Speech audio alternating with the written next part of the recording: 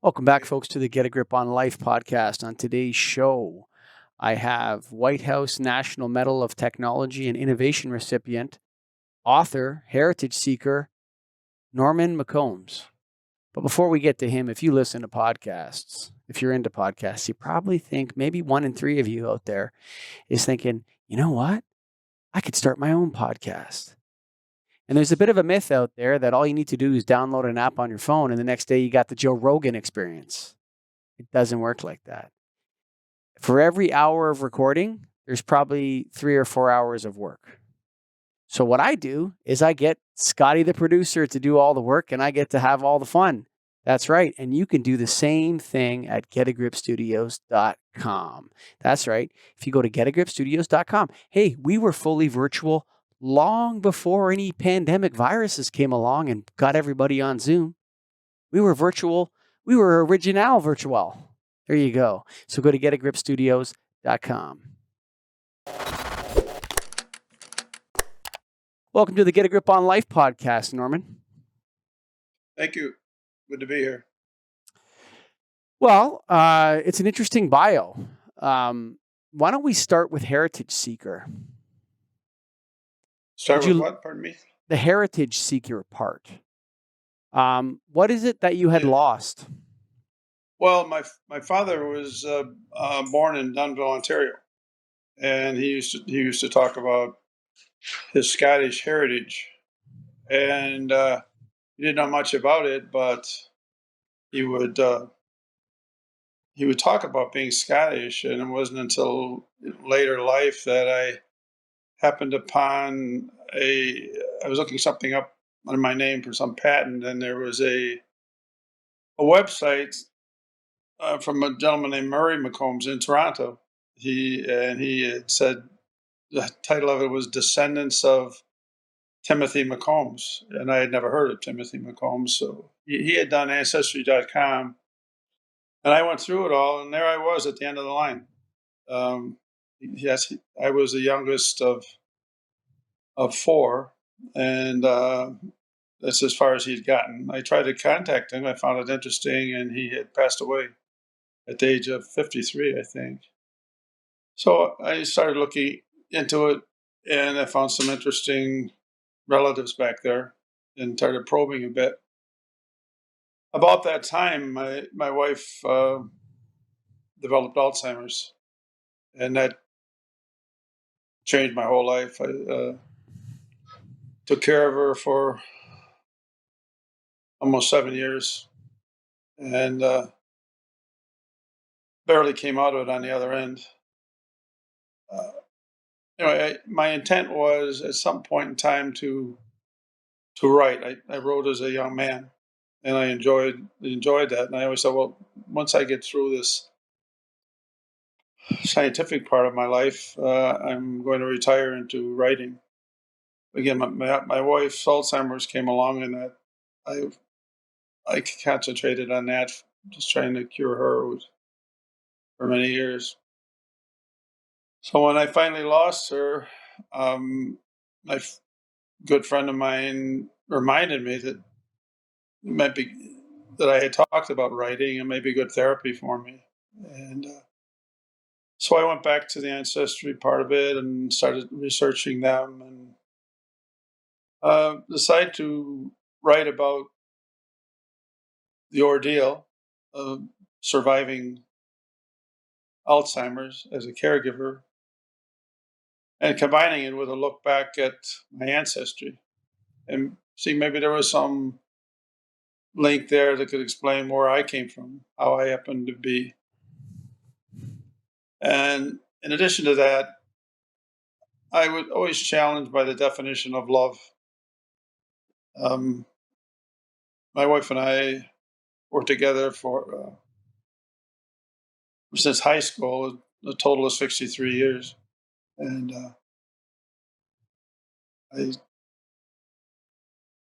along the way, true love lasts. When does it turn to obligation? When does it turn to devotion? So those 3 things I decided to concentrate on, and started with my survival, and then flashbacks to my ancestry. And then along the way, looked at my ancestors and what their marital relations were like, and try to put together my definition of love. What is that? True love is eternal. It's infinite. It's energy. As a scientist, you can't destroy energy, and I really think true love, attachment between two people, is a form of energy, and it never really dies. It's maybe an oversimplification, but I try to avoid depression by forgetting things. I try to not remember the happy days, and that just doesn't work. Then I've come to terms with that I really need to. The only way people live is through memories once you lose them. So it's important for me to remember her and live in a process. So it's a combination of living with those old memories and getting some joy from them, as well as completing what life I have left. I call it waiting for God, I guess. But I'm productive. I found this book to be therapeutic. I couldn't stay in Western New York any longer. I loved Western New York. I loved Buffalo. I was born there. All my strings were there to the university, but it's just so many memories that I left. Had a lot of invitations around the world, give various speeches, and I never took it. So I took off, and that was a few years ago. There's a big chapter of the ASME, American Society of Mechanical Engineers, here in the Vegas area, and I found myself coming here frequently for that. And finally, I said I like the sunshine and no memories here. I traded 3 months of snow with 3 months of extreme heat. It's 100 here today, and it's about 10 degrees above normal. I didn't think I'd wind up in the desert. It's quite a switch from Buffalo and Toronto. Do you believe in God? I believe there's something that exists in this universe that is much that we don't understand. That it's beyond understanding. I know things have happened in my life are way beyond coincidence, and I would say I have faith. Is your wife in heaven? Say again? Is your wife in heaven?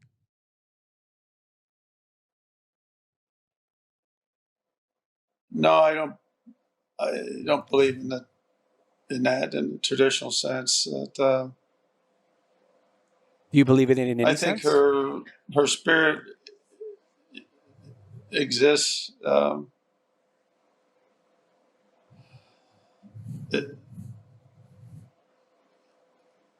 I would like to believe that there's a meeting place after we all die, and we meet up with our loved ones. But I can't rationalize that. I wish it were so. How does rationality help with any of that? How does rationality help you? Yeah, like if you say it's not rational, I mean, I don't know that saying that love is an energy that goes on forever is rational. I think that's kind of irrational. Well, then we get into opinion. And that's my opinion from my experience. Do you believe in God? Absolutely. Okay. And but I don't feel that I'm superior to anybody that doesn't believe in God, or I want to think about it, and I want to understand, what it is. Like there seems to be a momentum in your energy, in the energy that's coming from you, that that is that there's more to your life and your relationships and what you've been through than that goes beyond the temporal, and it slides into your heritage and into your missing your wife, and that geography um, is troubling to you, that being It's around beyond it's beyond my understanding. Right? mine too. It's beyond all of our understanding. But he, claims that he can, like you asked me that question. Mhm. I don't. I have a sense of what I wish heaven was. That I have a sense that grace still exists in some form. Um, Maybe a bunch of molecules, an aura. I feel her presence through, maybe that's memory. Um, I think it's a result of having a long marriage to someone else and the ups and downs of life. I mean, the purpose of marriage is not to have, in my opinion, is not to have ownership over someone else's sexual organs. It's so that the two can become one. And I think in your life, you and Grace became one, and the loss of her is massive for you, yeah, because you had become one. yeah. We became one, but we were different, vastly different personalities, and that's what made life interesting for us. Sure, sure. So we we met in high school. From that point on, she made my life easy because I really didn't have to think about dating or none of that. We were together, and so I Mm. could concentrate on getting on with it. Uh, uh, she funneled me in the right direction. So I'll tell you, this is I believe in angels, right? That's not rational, Norman. I know, I know it isn't, but there are things that have happened to me that are beyond probability. That infinitesimal probability that I can't explain. And as a Tell me about scientist, one. Tell me about one. um, there was a point in time where Grace and I, God bless her, we were in a predicament. We had taken guardianship of an older couple, grandfather age to us at the time. They were our neighbor, and their name was Carmola. And Mr. and Mrs. Carmola were like perhaps closer than our parents. Mrs. Carmola wound up in the hospital. She had broken her hip.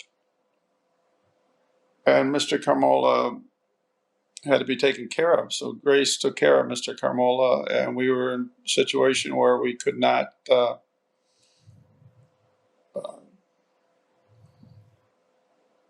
didn't know what direction to take.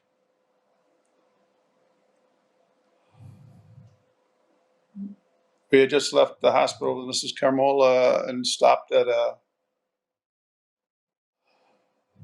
this was in maybe January. It was cold weather, and there was a place that called Anderson's. We used to stop and get a roast beef sandwich.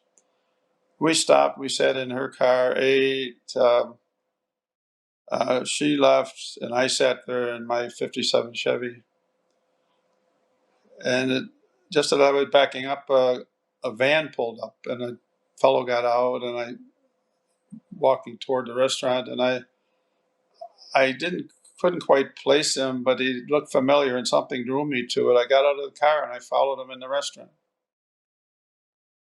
Um, I walked up behind him, and he turned around to me. He said, "Hey, Norm, how are you?" And I said, "His name was Bill." I said, "Oh, Bill." It came to me, and we talked. And he had been back door neighbors of the Carmolas. He'd gotten divorced, and they'd moved away, but he knew the Carmolas very well.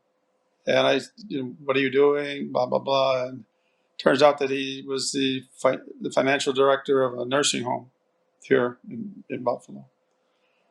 And Carmolas weren't financially prepared to be cared for in a proper way. He said, "I'll take care of that." It took a load off our back. "I'll take care of that. Carmola's wonderful people. Let's talk about the finances. They still have their house, yes." He said, "That's enough. I'll take care of them." Uh, Mr. Carmola, within 2 days, was the best facility in Western New York. And not too long after that, Mr. Carmola was also there. They were both 90 at that time. The coincidence of me meeting Bill, to me, was miraculous. The probability of that at that point in time was very, very low. You know, there was a point in time when I was working on a system outside of New York City, and a valve blew apart, and fragments went in all directions, all around me, and I didn't get hit. I thought that was miraculous. I was meant to live. I've had guidance over the years, directions to take, but unsolicited, by people that they said they felt something about me, and that they felt they could help me in business and legal matters. So I call them angels. Maybe that's not proper, but I don't know what else to call them, for lack of a better word. What would you call them? Coincidences? Mike, mute. I'm of two minds. The first, in one sense, I would say, you could even in today's world, you could even call that white privilege, actually. The way the world's going now, or you could say that they're angels. You could say that it's coincidence. You could say it's destiny. You could say it's fate. There's many different paths you could walk. Luck. There's lots of different paths you can walk. And you ever hear that the theory? I don't know which one it is, but it's a scientific theory where they talk about the observation of something changes something. So the act of observing something, I don't know if it's thermodynamics or whatever, string theory or whatever, but they say that when you observe something in science, it changes the thing you're observing. And I think there's something to learn from that spiritually and philosophically. I think the way in which we interpret our lives and look at our lives is fundamental to what they are and the legacy we leave. And so, if you're fatalistic, say like the Greeks, then life is sort of a dooming process. If you believe in destiny, then then life has a meaning much deeper. So I think that there's a line there, and that line is straight. And on one side, you have destiny and hope and angels and meaning. And on the other side, you have chance and fate and circumstance. And I think when you look at your life, the observer chooses which one those things are. And I think if you choose the other side in life, the side of destiny, hope, angels, and that kind of thing, then it's a much more life filled with joy and happiness and love.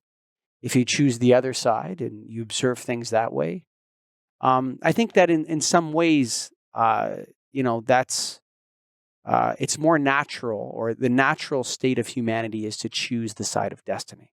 to choose the side of angels or whatever you want to call it. I don't like words. I think words are just such a, it's so difficult to communicate with words. Well, how would you? What's the alternative?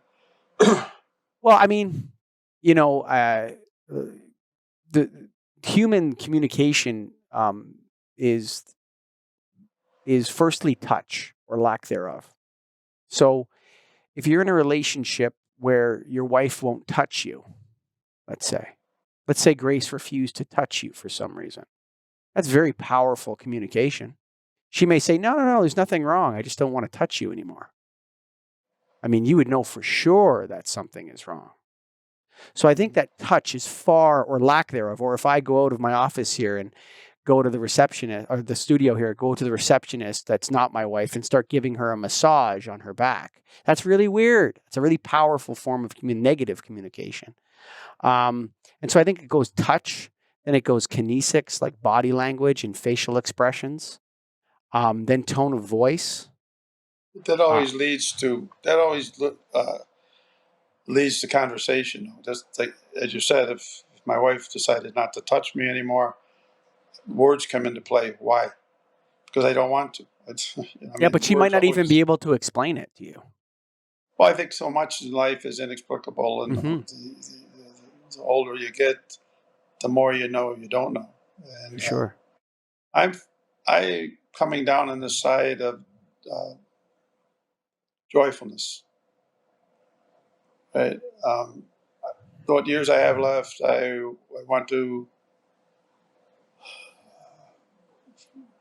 make use of them. I was given this life. I try to help others. I get joy out of helping others. So I have meaning to my life. I think the name of the book, A Reason to Be, that wasn't a coincidence. Right? What is your reason to be? Today, my reason to be is to help others.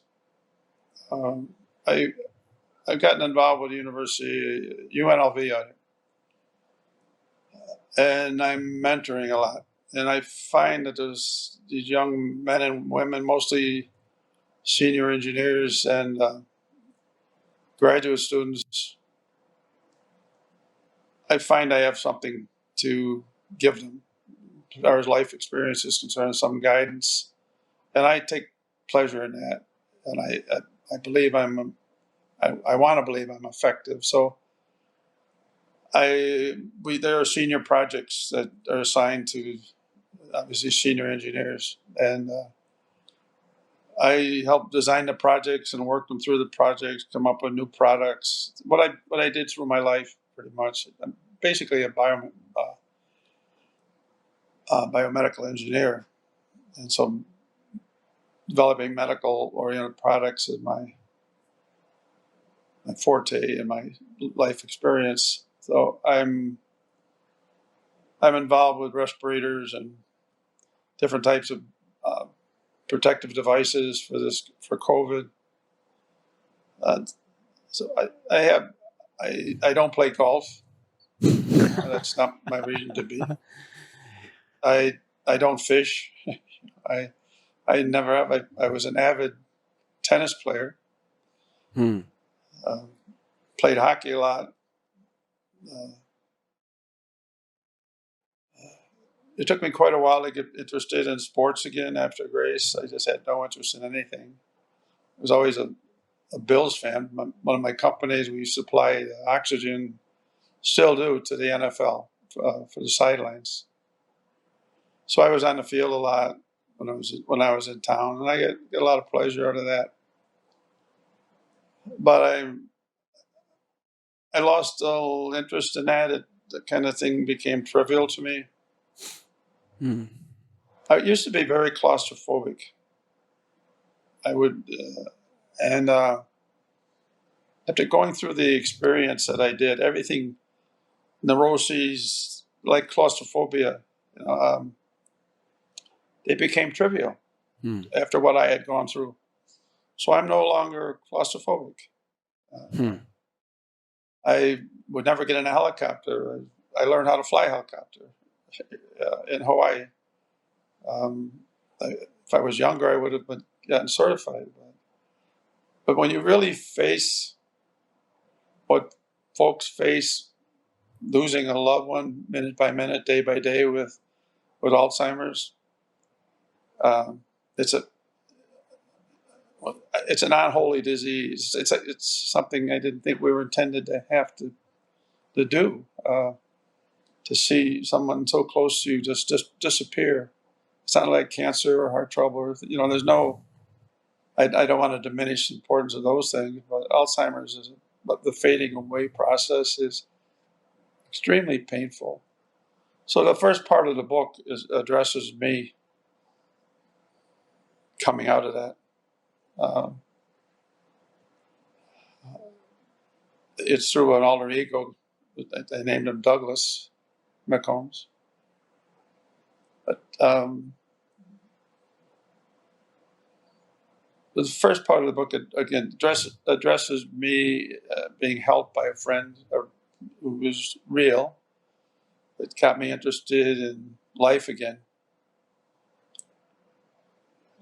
And I got involved with someone that helped me with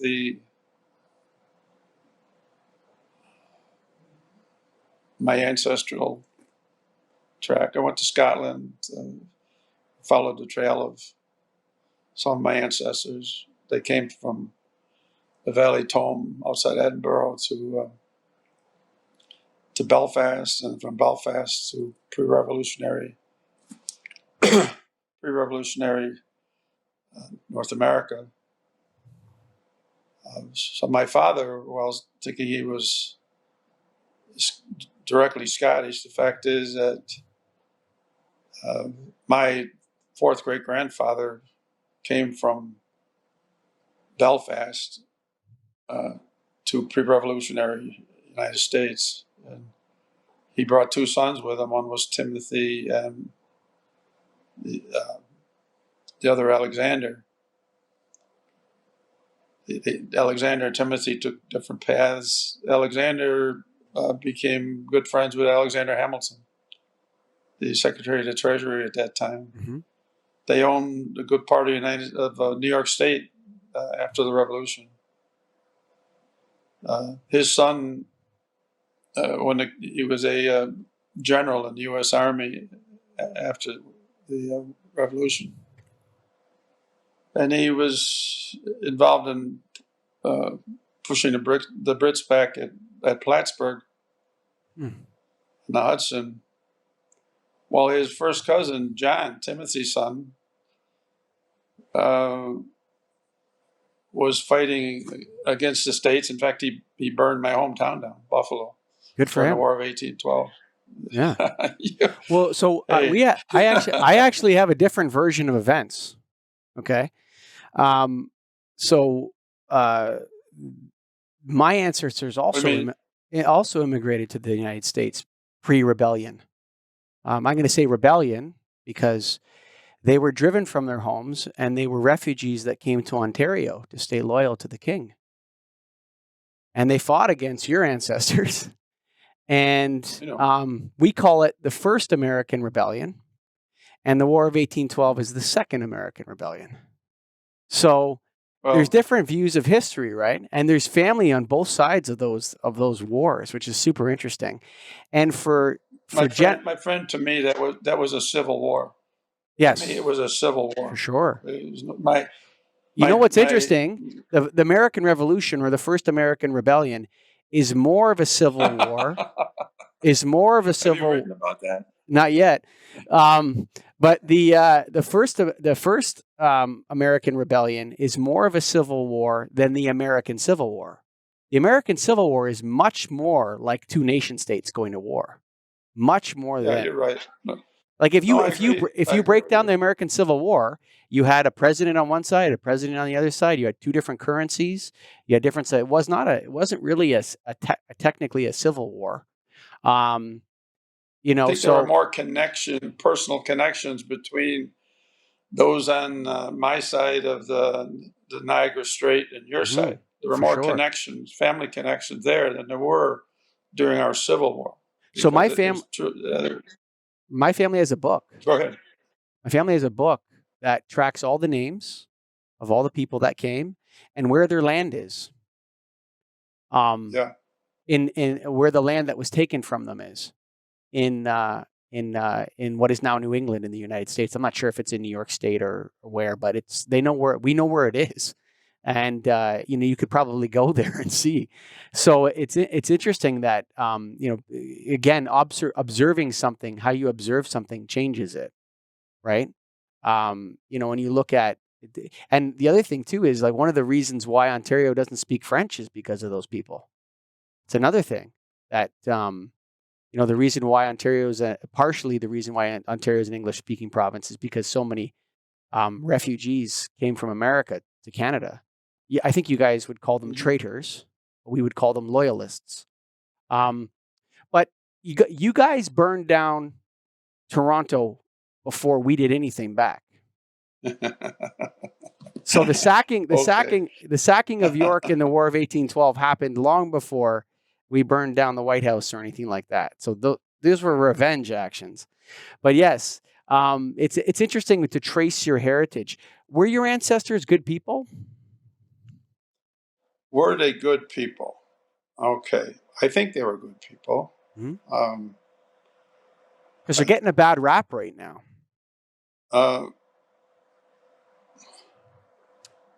My ancestors are getting a bad rap. Oh, for sure. In America right now, the history of America is taking a serious beating. No, I mean, you mean my ancestors? You're saying my ancestors is America. Americans. Not my ancestors. No, Americans that came here. You're referring not personally you, but I'm talking about the people that came to America during that time are certainly getting certainly the history of that time is being reinterpreted. Okay, I think if you're talking about my ancestry versus me being an American, yes. If you want me to get into a discussion about defending the United States and our actions, I don't want to. If you want to avoid the topic, I'm okay with that. We're talking about my ancestors. Now you're talking about my nationality, what nation I'm associated with. So you want a discussion about how I feel things are going in the world, and I lived in Europe a great deal, and I know the opinions.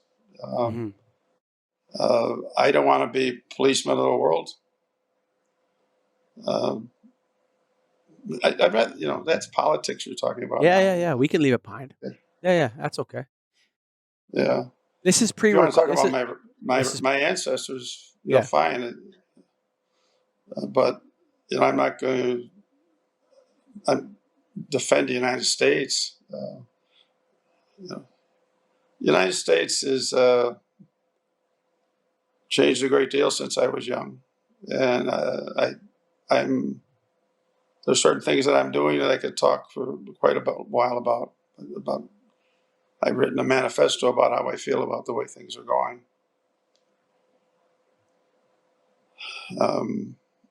Again, but that's a totally different subject. One interesting thing that I didn't follow up on here is when Timothy and Alexander, the sons of John Gordon, came to pre-revolution North America, Alexander stayed here with his father. John, the oldest son of Timothy, moved to Canada in Byron's St. Catharines. He had 11 children. The oldest was John, who was my third great grandfather. He lived in Lincoln County, and he joined the British forces, and that's during the War of 1812. And he was born in 1792. Right?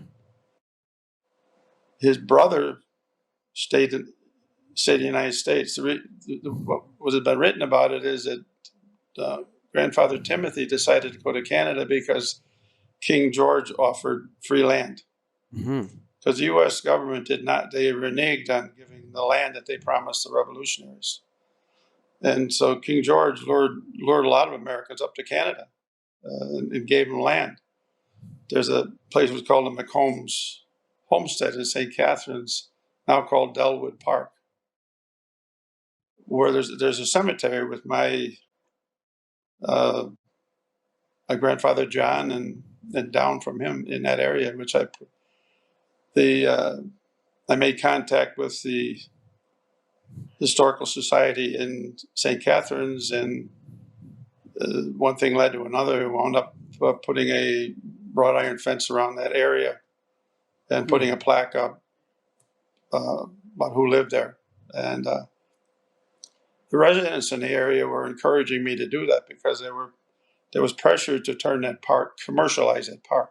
But by doing that, it stopped that. And so, so in the act, I learned even more about my family when they acted. We had the town crier up there proclaiming this hallowed ground, and it was quite an event.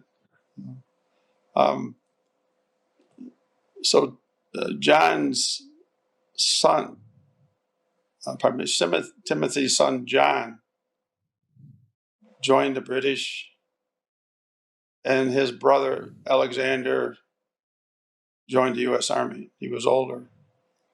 He became a general when the War of 1812 started. John was involved in burning buffalo and that part of it. He also carried General Brock. General Brock was shot. You know that whole story. And he carried him to the courthouse in Niagara-on-the-Lake.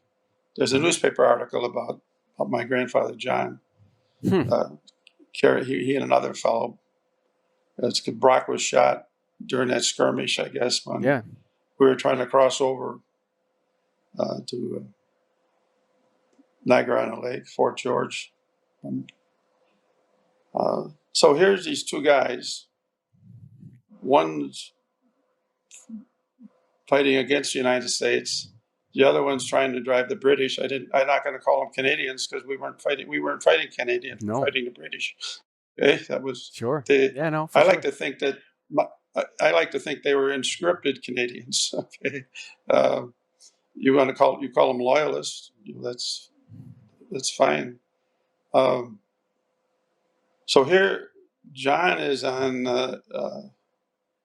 in Western New York, and Alexander in Eastern New York on the Hudson. After burning buffalo, he was a corporal, I think. After burning buffalo, he was sent to fight against the U.S. On the Hudson River. And he fought and his brother was on the other side. He would communicate back to his father, Timothy, who lived in St. Catharines. Timothy received these letters, and he promptly turned them over to his brother, Alexander, in Washington, D.C., who was good friends with Alexander Hamilton. So Timothy was a spy, just like Laura Secord was a spy, right? The agents of King George found out about it, and they put out a proclamation that they were going to, and it's in writing, this big fancy sheet of paper, proclamation that they were going to draw and quarter grandfather Timothy if they caught him. He took his 9 remaining children, and then he beat it to Windsor, and he crossed over to Detroit because there was skirmishes there too. You know the geography I'm talking about. Sure, yeah, for sure. Yeah, of course you do. Yeah. I'm not trying to be condescending, but no, I understand. No, I understand everything you're talking about. Yeah, sure. But anyway, he crossed over at Windsor into the hands of. So he joined the U.S. forces at that point. So a lot of McCombs family in Michigan. Okay. In fact, there's a Macomb County right, just a little bit north of Detroit. Mm. Oh, so here is and John and his father Timothy were obviously really at odds about that, and I wrote quite a bit about that. His grandfather John was trying to find a way to forgive his father for doing that to him. But grandfather John was a decorated soldier, and the Brits didn't punish him. They just gave him said it's not you, it's your father. So he stayed in Canada. There's a big excuse me a large uh, I don't know 100 acres or so in that area. Now I said is a park.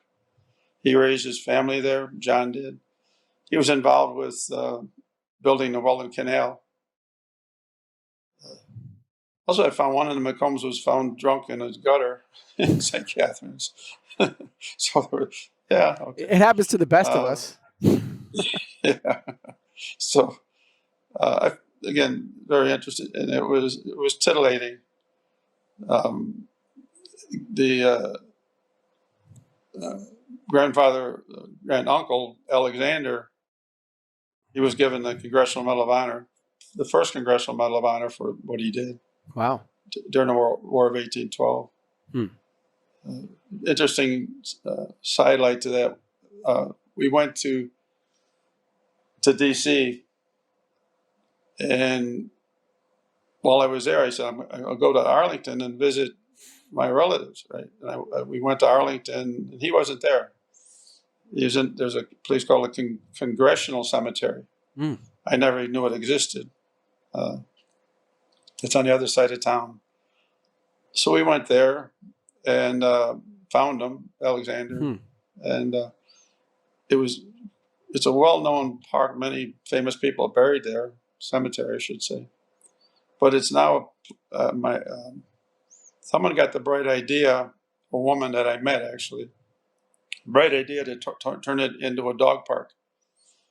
So people had to pay to walk their dog and let them relieve themselves in the cemetery, and they made it up. People were standing in line to be able to do it. So my relatives were being crapped upon. Okay, desecration there. So we visited his grave. So we touched base with some of my relatives. Sure. There was when we went to Scotland. The meeting place still exists from the 15th century. There's a huge granite rock that has a plaque on it where the McCombs clan would meet.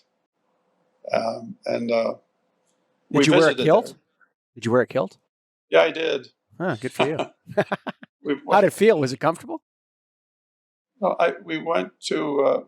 It was associated. You heard of the Outlander series? Yeah, sure. Okay. Well, it's like a Scottish soap opera, sure. Sci-fi thing.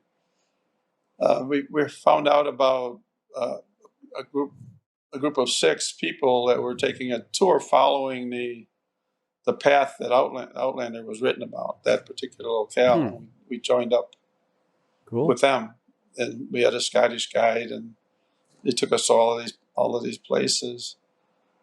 And part of that was she asked, do we want to put on some regalia? I said, sure. So we went to because we were going to visit Edinburgh Castle. Sure. And before we went there, we went to this place, costume design place, where my partner and I, she got dressed up as a peasant lady, and I had this fancy outfit on. And so we went marching down from the castle all the way down to the city. And as we walked along, people were taking pictures of us. And Suki told me I was really strutting. I never stood so straight in my life. I had my hand in my belt, and so I guess I liked it. Edinburgh is one of the most beautiful places in the world, actually. Yeah, I It's enjoy really it. spectacular. I was there. Grace took me there for my birthday many years ago. Birthday is August 14th, and August is when they have the festival.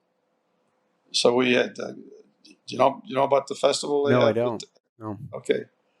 At Edinburgh Castle, there's a big stadium Hmm. just below the castle, Yeah, sure. and they have a Scottish Games every Oh, year, fun. every Oh, summer in okay, cool. August.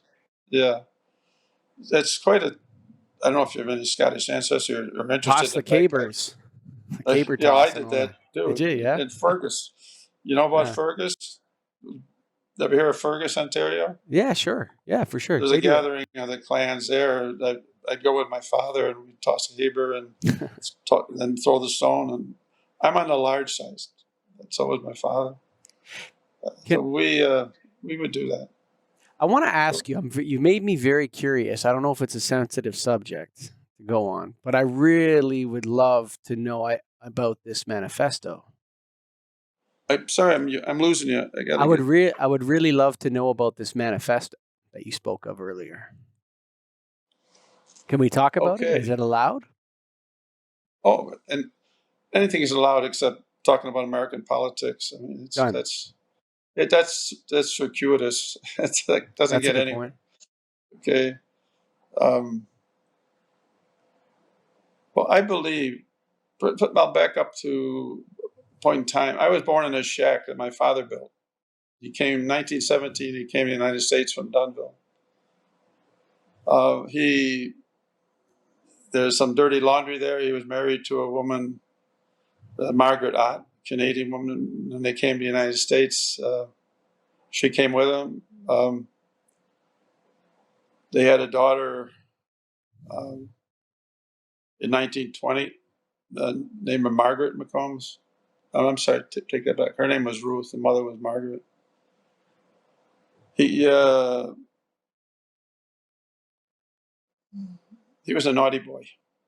If you look at the 1930 census, he was shown married to Margaret Ott and uh, daughter Ruth. If you jump to the 1940 census, he now has a daughter, 10 years old, Ruth, and still Margaret Ott, his wife. But in addition to that, at another address, he has 4 children, the youngest of which was me, and a, a wife, Gladys, who was my mother. Hmm. So he didn't marry my mother. Uh, I found a lot of bastards in my background, and I turned out to be one of them. He's So setting up he, franchises. yeah, well, it's the Scottish way. Oh, um, So you're leading but into the I was manifesto. You're leading into the manifesto and yeah. The setting us up reason for that. I'm saying that is I wound up living we moved to Amherst, New York. Moved during a war. Moved back into Buffalo. I was 4 years old. Came time to go to school, and my father hated Catholics more than he did African Americans. So I went to an inner city school. At that time, you could go to a parochial school free, but he was afraid they try to. My father was a Mason, an Orangeman, Mm-hmm. to the into deep roots, in that area, and so I went to an all-black school. I was literally the only Caucasian in that school. So I grew up from kindergarten on, with people of color. And I was jealous of their color. I was this pale, white skinned guy, and they had this beautiful skin. There was never any trouble. Because I grew up with them. We were just little kids. We didn't have any bones to pick. So when I moved back to Amherst, which was lily white, people I knew there, I don't think they ever touched a black person. So I have this. I I hate racism to the core, right? In all directions, particularly from the Caucasian side, because I am one, right? Or is it uh, some of my less?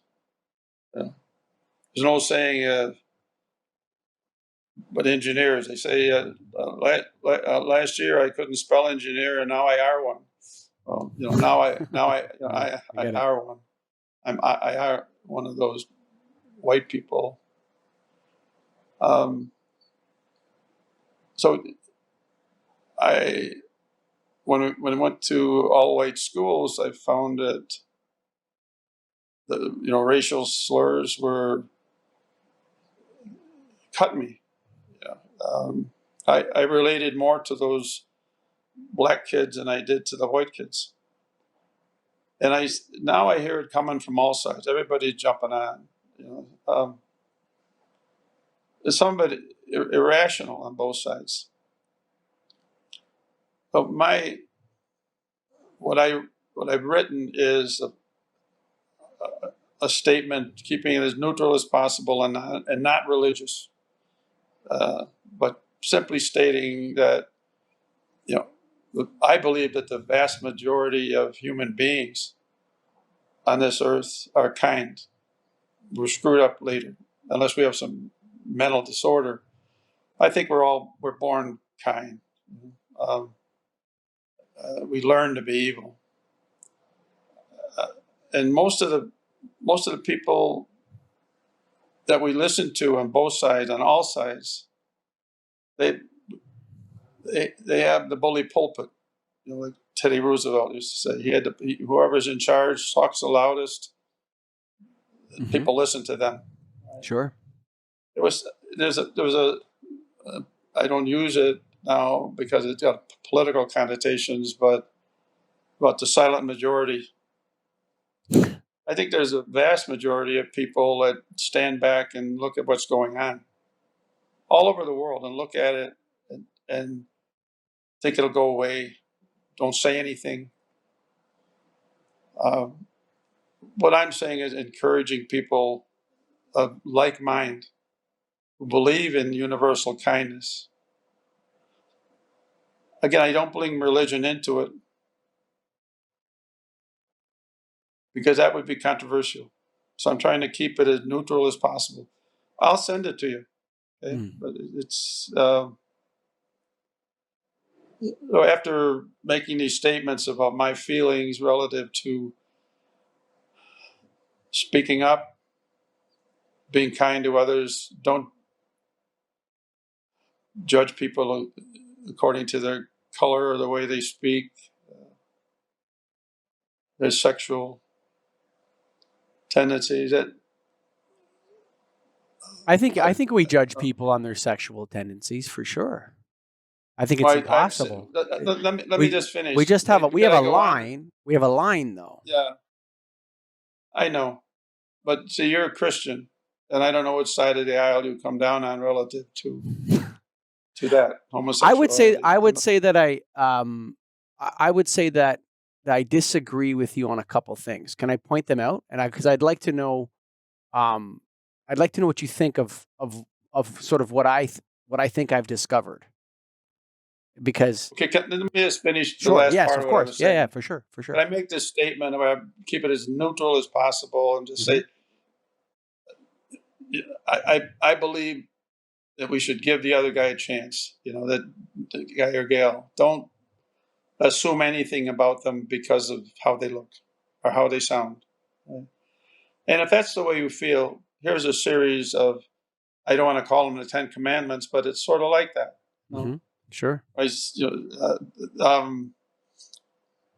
For people to say they will do their best not to be racist, not to judge according to color, not to judge according to race, or but not to say I will not do it, because to your point, you're going to make a statement saying that you can't do that. Okay, what I'm saying is I would like people of like mind to at least say they're going to try. Right? Take an oath. I'm going to do my best to be kind to others and not judge them. That's all. And I've actually designed a logoistic thing that people can. The ideal for me would be if I'm walking down the street and there's a person of a different color. If he has, in the old days, it would have been a cross, right? People would wear a cross and they'd recognize each other as a Christian. Mm-hmm. didn't have to say anything, but that was symbolic of what they believed in. Mm-hmm. So I've come up with this little symbolic thing. It's as neutral as possible, where people would choose to take the oath to do the very best that they could. If they had this symbol, they'd be walking along and people could look at each other and say, he's doing the best or she's doing the best they can. I'm fairly clear. I'm not stupid. I just feel like what I see going on around me drives me crazy. And I feel like I have to try to do something. Mm. And I'm sticking my toe into it, but I really, it's intolerable to my psyche what I hear going on. And I don't watch the news much at all. It's always the same. Anyway, go ahead. That's all I had to say about that. You were talking about a dividing line. Yeah. What I wanted to say is that I've interviewed a lot of. You said you disagreed with a couple. Yeah, things. I do. Why don't, if you just keep going on that line? Okay, I don't think I think everyone is racist. I think racism is better thought of as a spectrum rather than an either or. And I think there's different kinds of racism, right? So let's say 10 being as racist as possible and 1 being as least racist as possible. So 10 would be like you're a member of the Ku Klux Klan or something like that, say. That's your 10, right? Or what, you're a Nazi, you're a member of the National Socialist Party of Germany or something crazy like that. That would be 10, right? And then there's a scale there's a scale, okay? And so on that scale, there is a line that we accept. Because clearly, if you come to a city like Toronto, okay? If you come to Toronto, Toronto is one of probably the most diverse city in the world. Okay. There's so many people that are new Canadians in Toronto. It is growing so quickly, and there's people from all over the world. And have you been to Las Vegas? Way more than Las Vegas. Like, it wouldn't even touch Toronto. I'm telling you right now. If you come to Toronto and take a walk around, you're going to see. I lived in Buffalo for a long time, so I was in Toronto quite a lot. So Toronto's changed a heck of a lot in the last 30 years, okay, since I was a child. So here's what I'll tell you. What you'll notice is that there are areas of the city that are predominantly Chinese. There are areas of the city that are predominantly East Asian, Southeast Asian. There are areas of the city that are predominantly Italian. There are areas of the city that have different areas, and people seem to gravitate to those that are of the same, and I have quotations for those listening, right? So that's acceptable. That's a type of racism in a way. You have people that part of that is nationalism. Part of that when you talk about Italians. There's people that leave Toronto. So the area code in Toronto is 416. The outside of Toronto is 905. You have people that are kind of 905ers. They leave Toronto because maybe another word I've heard is it's a little too celestial, like heaven, right? Mixed with everybody. Right? Well, that's what I say about California. Right? But so, like, whatever you want to call it, that's a racist choice. Okay, I want to move to. Okay, but you're mixing race and nationality. That's all I would say. I would say that I would say that there's a spectrum of sexuality, and there's a line on it that we accept and we don't accept. And so that line has moved from heterosexuality to homosexuality to I don't have a gender, and now it just keeps moving. The line keeps moving.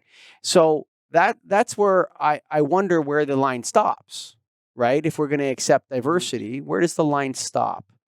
And then the racist line is like, where is that line? Because I don't think that white people are racist and black people aren't. I think everybody is. And the sooner that people just accept that there is an inherent part.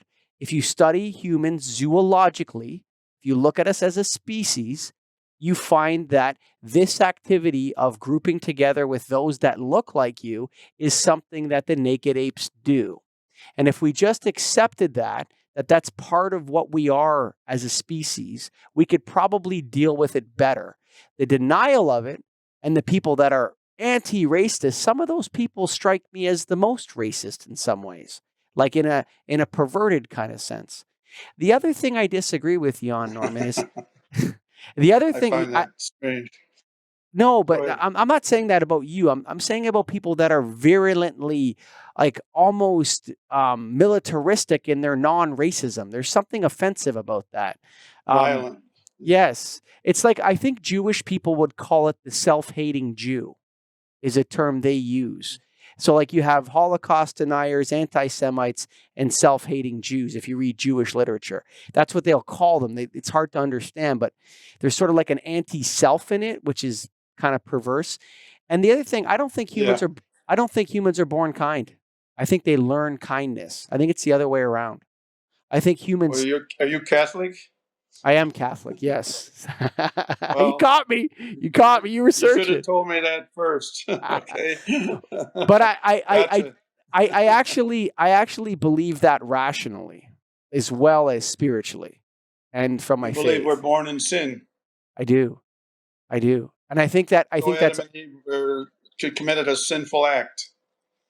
you know what's interesting? I think the Adam and Eve story You is believe so in Adam and Eve? I think that I don't think it's to me, I don't argue with people. I don't argue with anthropologists about whether or not Adam and Eve existed. Because if you're worried about whether or not Adam and Eve actually were real people, you've missed the metaphysical truth of the story, in my opinion. Right? Like if Okay, you're but the born in sin, all it comes from that. I think the So that's idea why I say that. yeah, I think that so humans are interesting.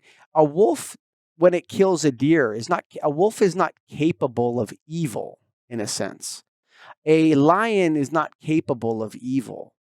And so I think the dawning of consciousness is an interesting idea if you look at the Adam and Eve story as a dawning of consciousness story. One can reflect on one's acts and one can see that now you're able to reflect. You know you're going to die. Your life is going to be suffering. And so when people Mhm. tell me your story of your wife's Alzheimer's strikes me, like people will say to me from time to time, Norman, that they're not Christian because the world is so awful. And to me, it's like you've never read the Bible because the Bible is all about destruction, war, death, and suffering. And you But you and didn't hear me say that, did you? no, but I mean, You did not hear me. I did not say that no, but no, about but yeah, some no, people. I agree with that. I hear, yeah. like it's My about feelings suffering, about, and so yeah. I think that we deny. I mean, the Malcolm Gladwell wrote a book. I think it's called Blink, and he talks about how there's an inherent racism in people, and they can prove it by flashing pictures at them and stuff like that, and how fast they react. And Well, it's that's in. learned, though. I don't That's a think it learned is. reaction. I I mean, you There's an think it's in our argument. DNA? Yes, You think it's in our, you think it's in our absolutely. DNA I absolutely do. to be racist? I absolutely What? think it is. Okay. And Okay. not that I think that racism is good or that we should be racist. No, I'm completely opposite of that. I think that I agree with all the other statements you made, where I think people really need to, especially now, need to talk to other people, communicate, become close to people that are different from them in order to understand them better, which is why I do this podcast, actually. Wait, But but by the, you missed the point a bit about what I was saying. What I said is we will do our best not to exhibit racist traits. Mhm, We will do our best. We're trying to. mhm. And that recognizes that have that we are racist. Great potential. Maybe we can go down the scale a little bit from 10 to 2. Okay, I mean, at least we're trying. That's all a Yes. human being can do is try. So that's my point. That's what I'm saying. As I That agree with you're you trying. 100% on that. Yes. That's but I get in the back of my mind. I'm doing it, and it's I have my publicist. I mean, I'm not a social media person at all. So now I have someone that can do that. Sure. That's an avenue for me, right? And I just feel an obligation to at least help people to try. Mm. I agree with you that I don't agree that it's inborn. DNA, I don't agree with that at all. To me, we learn those. When I was a kid, I, I grew up many years with all black kids. I think that's when My you learned reaction, that. I think that's when you learned not to be racist. I think that's when yeah, you learned it. right. But you made the comment about it being in our DNA. If it I was in think it my is. DNA, I couldn't have overcome that. No, for sure you can. I'm not saying that. I'm not saying that we're born to be vicious, nasty people to one another. No, what I'm saying is that there's definitely, to me, an acceptable part of humanity which says we don't mind in Toronto if this area is 90% white and this area is 90% Asian, and we're not doing anything about that. That's acceptable. Racial divisions, that's allowed. I mean, But uh, I would rather, if it's possible, if you look up the word race, mhm, it was a word that was developed in the Middle Ages to define people by their sure. characteristics. Okay? I gave a commencement speech at the University of Buffalo, and very mixed group, as you might Hmm. imagine, from all over the world. Sure, of course, yeah. Uh, at, um, the gist of it, it's online if you ever want to look at it. It's on YouTube. Hmm. Uh, my lead into what I had to say had to do with me being a Trekkie. I came out of the Okay. closet that day and had everybody say, "Oh," I said, "No, I'm a Trekkie. Live long and Yeah, prosper." sure. And I said, people probably would think that somehow my hero in that show would be Mr. Scott, right? And Hmm. the Scottish guy, I forget his name, but in fact, it was Leonard Nimoy, Sure. Mr. Spock, because he communicated with all of these beings in the world using Sure. the language of math and science and physics and Hmm. engineering. Uh, and what I asked them to do is to emulate Mr. Spock. They had just been loaded up with all this information about science and engineering. They were going to be bouncing off a lot of people in their lifetime. Maybe not speak the same language, but you speak the same uh, science of engineering, science, and mathematics and physics. You have something in common, and use that commonality to make a bond with these people. I said it a little more eloquently than that. But at the end, I said, as far as I'm concerned, there's only one nation, and we are all citizens of the earth. And as soon as nationalism gets involved, we start arguing and fighting and killing. Mm. And as far as racism is concerned, there's only one race, and it's a human race. Mm. I disagree with even using the word race. Okay, to define a person. As soon as you say that someone is define their race, you automatically stereotype them. Hmm. Everybody does. Sure. I agree with what you said. But soon, all you have to hear is what race they are, and there's these just flashes in front of people that they stereotype them. A stigma develops Sure. without even knowing the people, Of course. right? And that is an ingrown racism. Right? Um, Again, look it up. I'm trying. Quite a long time ago, I looked up the root words of root definition of the word race. Mm. Right? It's worth understanding. Yeah. If we, how do we do away with that? You know, can we? I could Hmm. refer to you as that bald guy, or vice versa. I think we're actually going in the other direction, unfortunately. I think that now, even the word white people and black people, like the word or people of color or whatever, like white people are not a coherent interest group. There's tons of different kinds of white people. And in Toronto, there's tons of different kinds of ethnicities among people of color.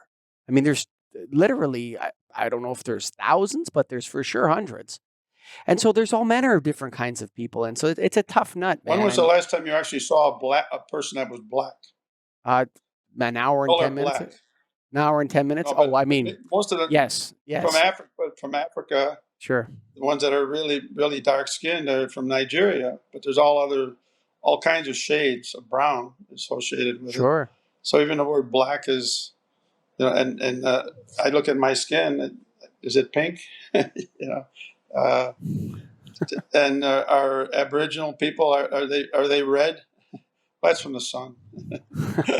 So let me Are throw one. Aboriginal people We've talked. red? I mean, do you find red men? Red. I Uh, mean, my high school sports team was called the Redmen, um, and they've changed it now. But that yeah, was the name. And we had a yeah, brave with the everything on it. So let me yeah. change gears here. White House National Medal of Technology and Innovation recipient, President Obama, um, gave you this award. What did that mean to you? Well, it was the epitome for me because what I do for a living. Um, as an engineer, scientist, you can't get anything higher than that. And it puts me in company that I don't belong in, frankly. But I was in shock, for a while. Still am to a certain degree. Um, it was um, it was given to me during a period of time when I was caring for Grace round the clock, and so it was a very bittersweet thing. So looking back at it, I remember I remember everything that happened, but I always had my mind on Grace. Um, Hmm. when I first met him, when he put the medal around my neck, I didn't know I was going to be able to speak to him later. So I took the opportunity and leaned over and I said, please get rid of AK-47s. You know, 'cause I'm a big anti-gun guy. Maybe you were on the opposite side of that. I don't know, but I'll admit it. I just don't. I had a shotgun. I hunted when I was a kid and everything, but I got over it. And nobody needs an automatic weapon, in my opinion. I'm so in Canada, the difference between Canada and the United States is that, and I'm not saying one's good, the other's bad. Is that in Canada you have the right to healthcare and a privilege of owning firearms and in a controlled way, and in the United States you have the right to own firearms and the privilege of having healthcare. I would say that's the fundamental difference between our two nations. Yeah. Okay. Yeah, I agree, and Canadians tend to beat that to death. Yeah, We can, and I say, okay, you're wonderful people. You thank everybody and say pardon all the time. That's good. Be polite. It's good for you. Okay. If I hear pardon a lot of times, I know it's a Canadian in Las Vegas. I'm a sure. good guy. I'm Canadian. I'm not American. I'm not American. I'm not Oh, I'm American. not That is anti-American. I so. love it. That I'm is a. no. That is my more of my relatives are Canadian than anything else, and that just it's It easy bothers to. me too, actually, It as a does Canadian. Yes. for people to Oh, criticize the United States. no, it bothers. Yeah, when they criticize the United States, it bothers me, and it also bothers me when Canadians go around with their Canadian flags, telling people they're not American. It just and they're the super stupid politeness, and I'm the opposite of I that. know. Like I'm a standout for interrupting people and arguing with them about things. As you can You're tell, you uh, you're a rude Canadian? I'm a rude Wow. Canadian. Yeah. Oh, I didn't know that was possible. Uh, but I know a lot of Canadians, and some of them are very conservative. Well, the first thing I did was American the conservative. first thing I did when I met you was make fun of Buffalo, if you remember. That's the first Everybody thing I does did. that. Oh, but everybody does. Yeah, But to me, Buffalo is a beautiful place. sure. It's my birthplace. Um, and there are there are bad areas you just don't go into. But now those are cleaned up pretty much too. And the same is true of Toronto. There are areas that aren't safe, maybe more so in Buffalo than Toronto, but I haven't been to Toronto for 10 years. But I know the last time I was there were places that you didn't go. But not again, I can't make a relative judgment as to how much. And we carry far too many guns. And now I'm living in the western United States, and Vegas, Nevada, has very loose gun control. Sure. And very easy to get a gun. So anyway, when I mentioned that to Obama about please get rid of AK-47s, he said, "Well, you know what? There's a strong Southern lobby," and I hated to hear that. The Southern, that somehow that it was a political thing. Afraid of losing votes, the Southerners, because of coming down hard. He had all kinds of executive orders. He set a record for executive orders, and he could have done that. Just who was the Prime Minister of Australia?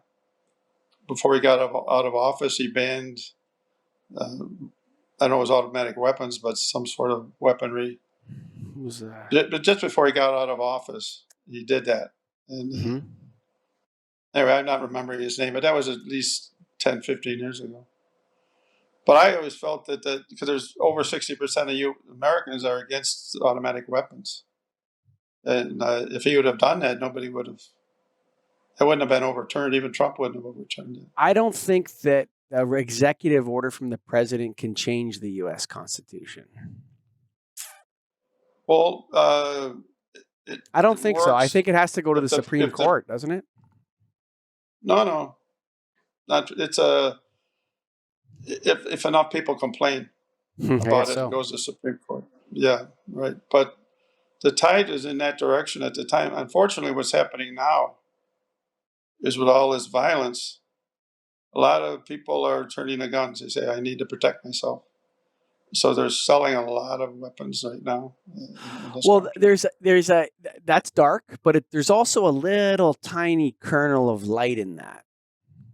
And you want to know why I find that to be somewhat good? Sure. It's interesting. So right now, what I think is happening in the world is there's a culture war going on not in America, but between China and America. And yes. the war, China is causing problems in the United States. There's a sedition element in the People's Army that's working very actively in the United States. Whenever you hear Russia, it's actually China. So people should, whenever you hear about Russia's interference, that's China's interference. They just don't want to say it. America's causing China is much more influential than Russia is. Russia. It's like, what are you talking about? Yeah. So the guy's a joke. Russia has 3 times as many people as Canada, and an economy 1/3 the size of Canada. I know. Okay, they're not a threat. Hong Kong, America's causing all manner of problems in Hong Kong. And what's happening in Hong Kong is the CIA is active in Hong Kong, and they're trying to stir up crap in Hong Kong. But China's doing a much better job of their sedition than America's doing. And they're trying to get us to convert to a Maoist system. They want, just like America and Russia's Cold War was about culture and systems of government, communism. Maoism is very dangerous. It's probably the most deadly form of communism. And the good news is that about guns is that when Mao took over China, the people were not armed.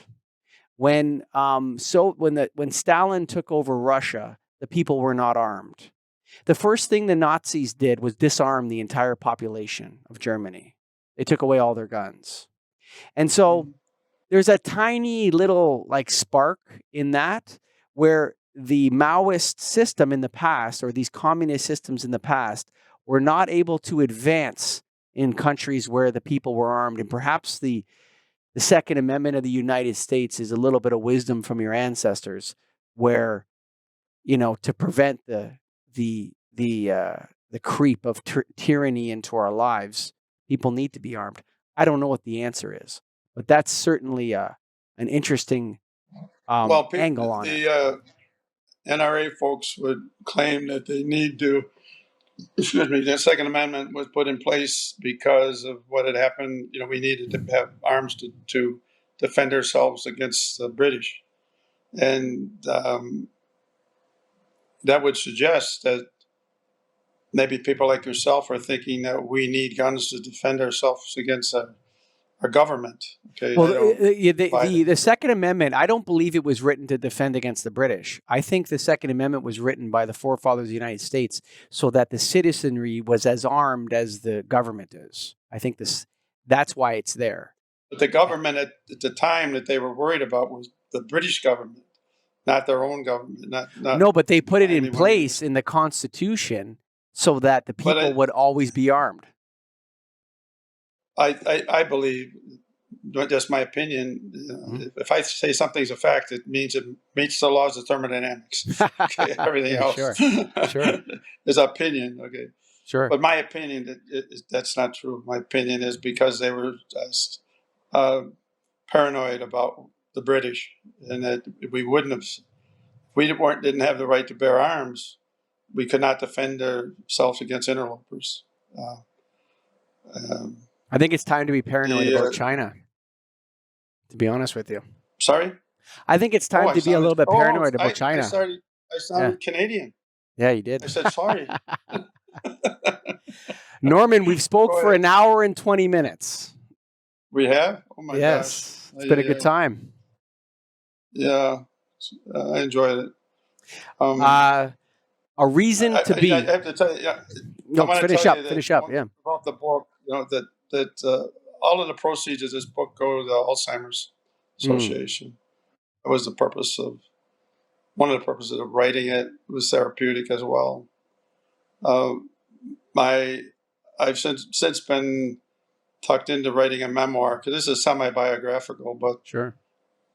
I came from a Horatio Alger, rags to riches guy, and people are after me to say, how did that happen in real life? And I'm in the middle of that now, but this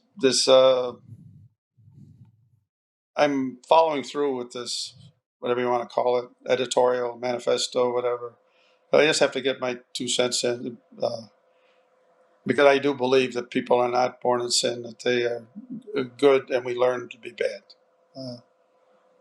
Unless we have some disease in our brain. I lived in Switzerland a long time. The people there,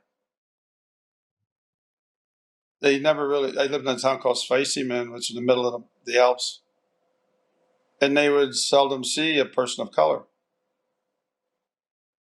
So we'd talk, and they talk about Americans being racist, and I would just say, "Oh, okay, whatever you think. What do you base that on?"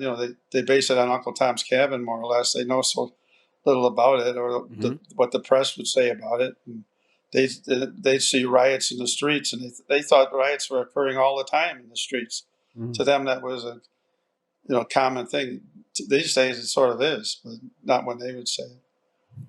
And then they would refer to me. I had developed a lot of friends there, and but I was different. I wasn't really American. I couldn't be American because I spoke their language. I liked their food. I liked opera. How could I be American? I know a lot of Americans just like me. Okay? Sure. But they don't go on street corners yelling at who they are. And they don't wear little American flags saying, "I'm wonderful." Sure. That you guys are bad. I'm wonderful. But there's quite a lot of Americans that are cultured. It's not just all Canadians or Europeans. There's a ton of Canadians that are uncouth bastards. Okay, don't kid yourself. I live with them. Every nationality in the world has their share. Okay, sure. But I always found it interesting that I was different. Somehow I couldn't be American. I was, after I won the medal. Nobody really knew what I did for a living. When they had me in the front page of the newspaper, And when they found out about it, uh, they had a dinner for me, and they put me in the Berner Zeitung, which is the Bernese newspaper, and they took the picture that had been national and put it on there. And that was the first non-Swiss that ever had the picture on, right? Because they adopted me. They actually said that I wasn't really, they claimed me as being Swiss. Right? It's like I couldn't be, man. At that time, it was when Mandela died, or thereabouts, and Obama had gone to Africa. And the mayor's wife said to me, "Well, on the way back, why don't you have President Obama land here and we can have tea?" So I knew, Okay. he got a 747. We have the little Sure. airfields they use for taking gliders up, right? Sure. But that's how far out of it they were. They thought somehow that I knew him well enough, number Yeah, one, to get him sure. to come there. Yeah, come on over. Somehow he could land in the middle of the Alps. Sure. But people can be pretty naive when they live in Sure. the backwaters of Sure. things, and they believe what they read and hear, and that's where uh, that's where people ideologues that get on the bully pulpit, they're dangerous Yep. because their words are thought to be true, thought to be factual, and not just opinion. They should be labeled as opinion. But some people, if it's said, if somebody in the press says something or something is written, it's automatically a fact, and that is damn dangerous. Sure is. That's Hitler. Oh, for sure. And they get too far, and they can't turn back. Then people are afraid to react. Right? Things are so wide open in the States that people don't call anybody anything, and every tiny little thing is out in the press. Mm-hmm. I believe in that. Some of it is untrue, but I totally believe in freedom of the press. You can't stifle the press. Uh, they can be very hurtful, but they're more good than bad coming from the press. But they obviously can do personal damage to people. But again, I support freedom of speech and freedom of the press 100%. How do you feel about that? Well, I support free speech 100%, and I think I know exactly what you mean when you say it, because I can see what you mean, and I think that coercion, through shame and the herd mentality is very dangerous historically. Absolutely. I think persuasion, discourse. I think I would really love it if we could have politicians that would raise the level of discourse to a much more honorable level.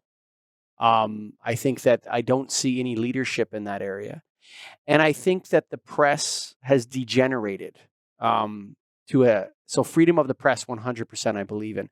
But I think that the problem that we're seeing is that the press is going bankrupt. And financially bankrupt first, and I think morally bankrupt second, as a response to their financial bankruptcy.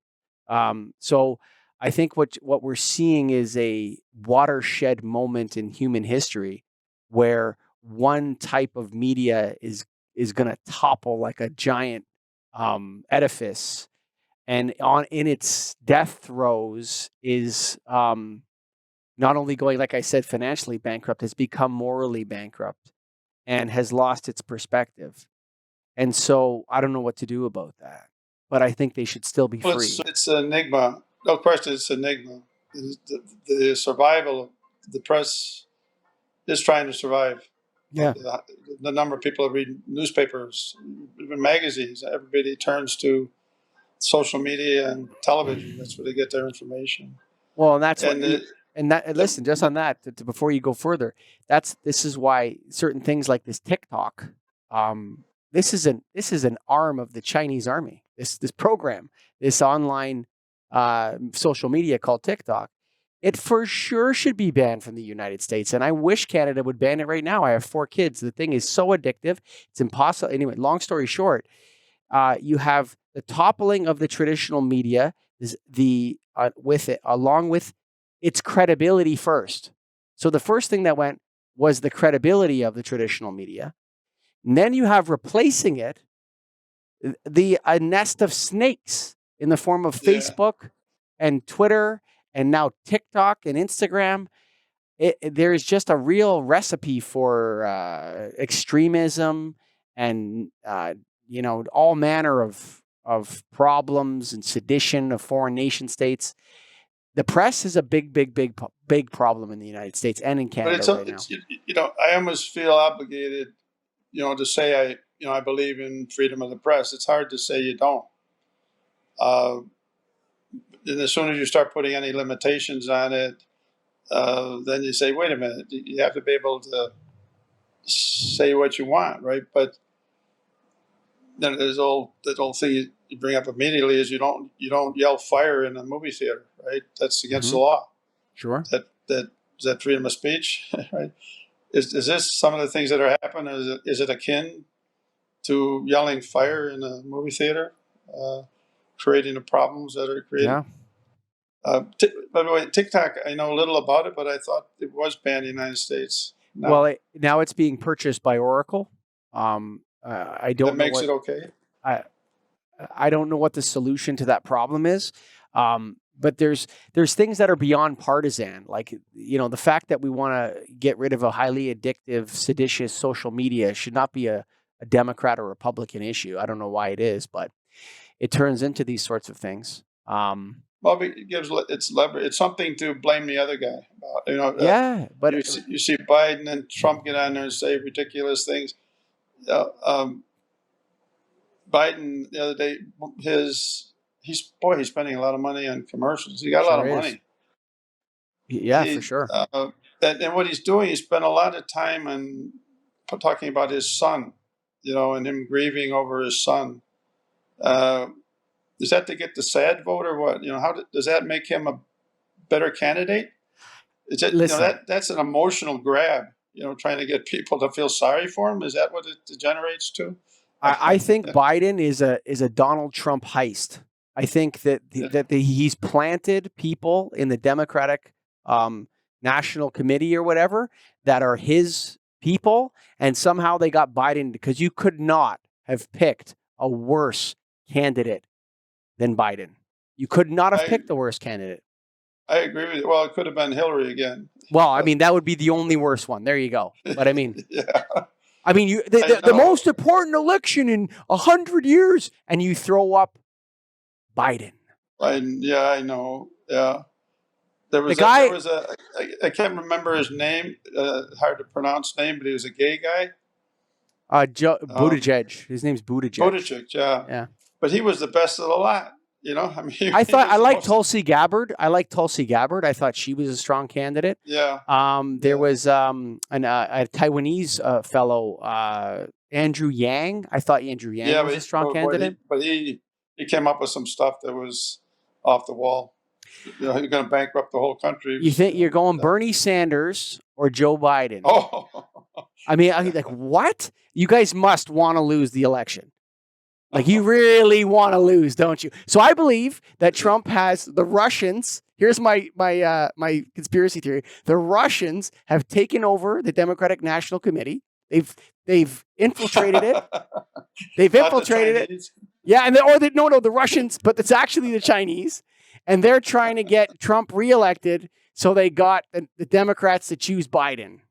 Like, of all the people, I mean, it's unbelievable. I know.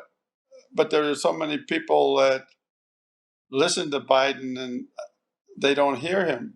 I mean, they don't realize who he is and what this country, for better or worse, just like Canada is, we're capitalist countries. We're not socialist countries.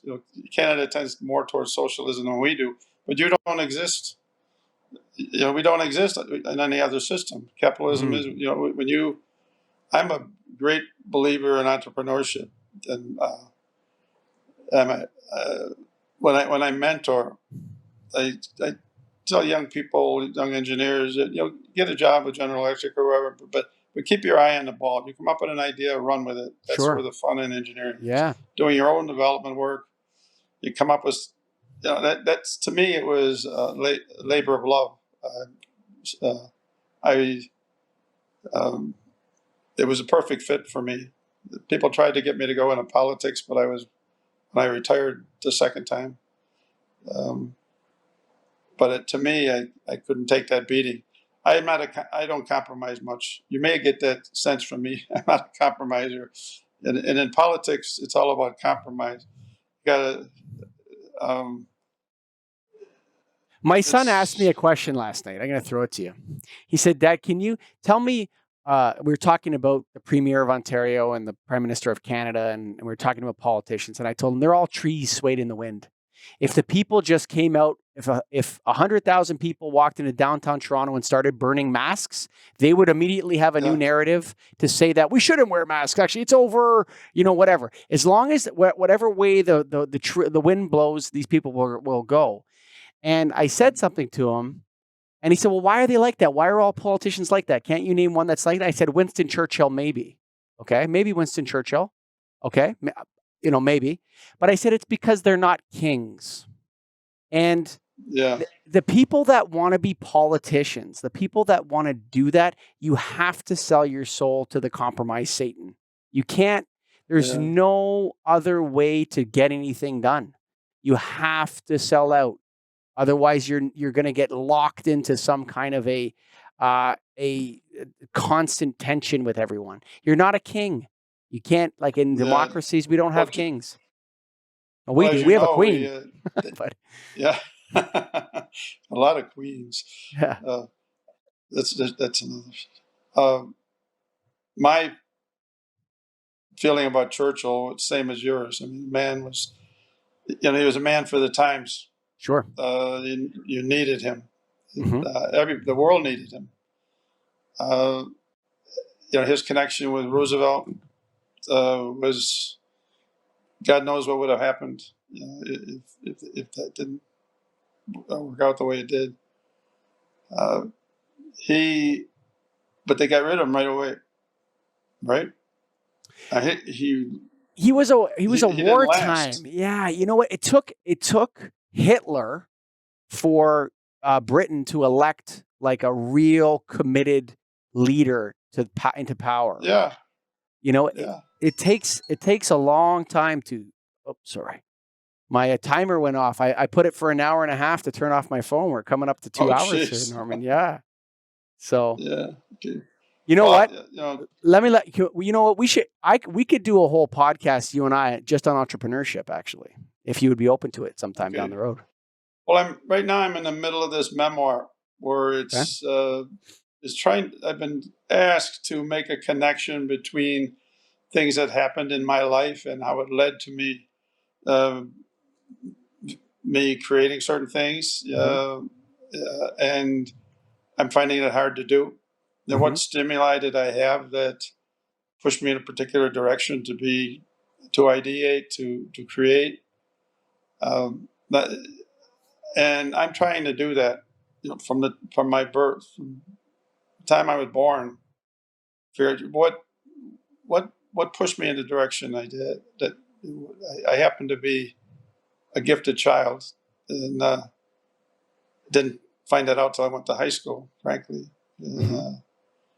But I try to leave that out because I'm trying to write it in a way that people realize you don't have to be gifted to be successful. In fact, sometimes you can know too much. For sure. It gets in your way.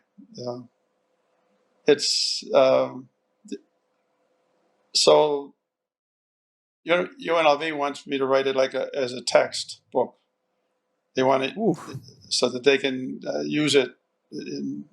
Could I give seminars there? They discovered me. I was outed.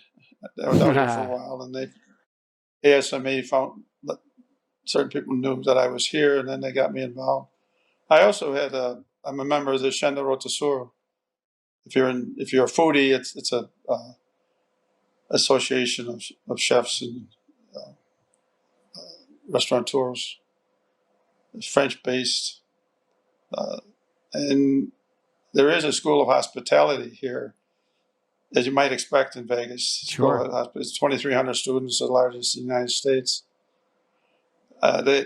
Because I belong to the Shen, they got me involved in that, mentoring these young kids who are getting into that.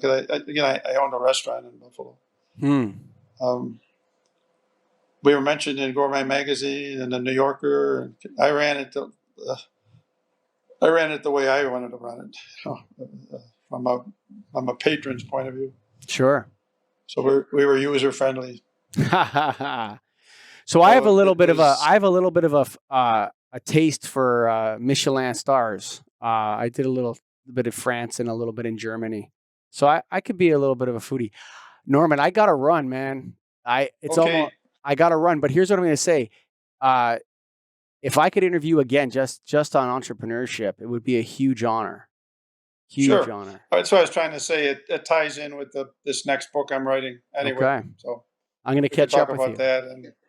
Okay, great. So Perfect. Nice meeting you. Thank you for having me. Nice to meet you. No, thank you. It was such a wonderful honor to talk with you and discuss your book. Folks, if you want to get Norman McCombs' book, it's going to be on the link on the website. We'll have a reason to be linked to Amazon. It's on Amazon, Norman, and all that, I assume?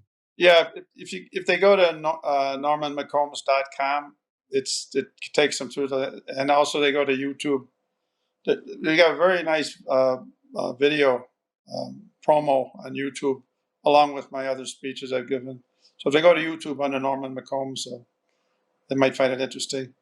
And it's particularly, I aimed it toward people who, the first part of it in particular, for people who are struggling with caring for people with Alzheimer's. So that'll be my... So if you're looking for that link will be on the website, folks. You click it and you can find all of Norman McCombs' stuff there. It's we'll have it there for you. And of course, you've made it this far with me. Probably want to start a podcast. I know you're thinking about it. You go to getagripstudios.com.